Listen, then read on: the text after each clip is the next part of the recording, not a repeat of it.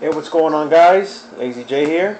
Um, so I was kind of, I don't know, brainstorming certain things, kind of thinking about certain new things I could probably do with the site, and the one idea that popped into my head was basically uh, coming up with this little segment that I'm doing right now. Whereas I might maybe pick a certain record that came out in a certain point in time, and kind of like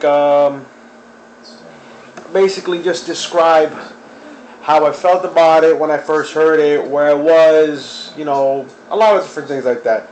So the name of this segment is going to be where I was when I first heard, and then whatever after that.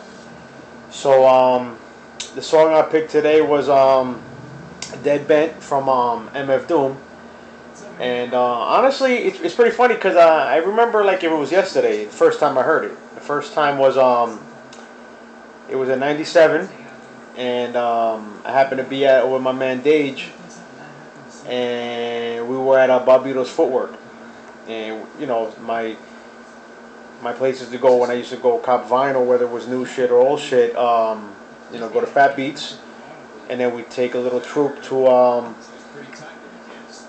Ninth Street in the little basement where Footworks was located, and you had Vaz was the one working there. Big shouts to him, TCK, and sometimes we go in there, cop some records, maybe a couple of T-shirts, because they had a lot of ill T-shirts, like a lot of what was it like Stretch of Barbito shirts from Echo, Roots, stuff like that, sneakers. But again, not to stray off topic, we used to go get records. So when you first walk in, you had the counter right there to your right, and right there you had the cash register. He had a set of turntables, and Vaz ended up throwing on Dead Bent from MF Doom, and so he's playing it. I'm like, oh shit, because I mean, to be perfectly honest with you, I hadn't heard an MF Doom record or Zeph Love X, if you want to refer to him in that way, since What a Nigga Know, which came out in '94. So it was almost foreign to me, if you want to even say that.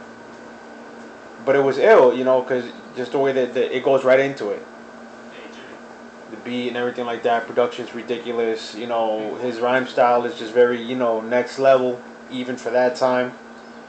And it just bugs me out. You just sitting there, and I was 21 at the time, and I'm listening to this record, and even at that moment, still getting like the goosebumps, the chills. You know what I'm saying? Getting all amped and excited over record the same way I did, years before that when I was a kid. Still, when I was in my teens. Which, and believe it or not, I still get like that even now. That's the kind of passion that I have for this culture. And it's bugged out. I mean, so obviously, I liked it, and I mean the record. He actually wasn't supposed to be selling it yet, but I ended up getting a couple of copies anyway. So I added that to my collection. You also have on the flip to that you have Hey, and then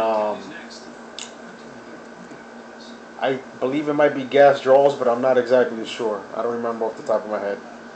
But the Hey joint is crazy too, because that's actually the one with the Scooby Doo sample, and that's another one because he flipped it over, put that on, and I was like, wow.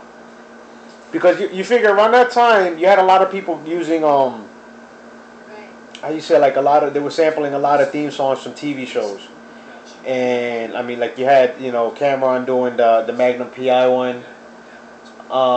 Then when he did the remix to Horse and Carriage with Mace, they ended up doing the thing from Night Court.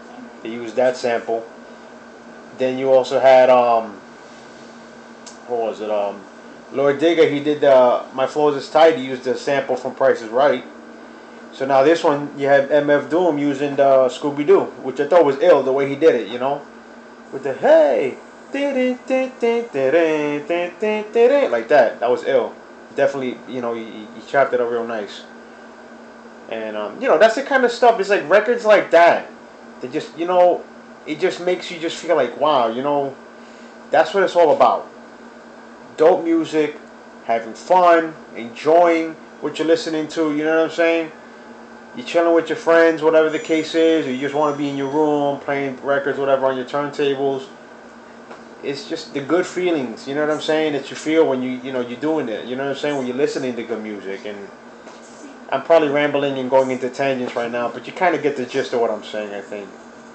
And again, this is just the first one. I mean, most likely the next one I do will be probably a little bit better set up. I'll have planned ahead because this is kind of off the cuff right now, really. You know, it's not like I have any notes in front of me, which usually I do when I do certain things like this. But I mean, that's how it works. You know what I'm saying, people? So what I'm gonna probably be doing is gonna sit back, relax, and try to put into thought my next segment is gonna be. So until next time, peace.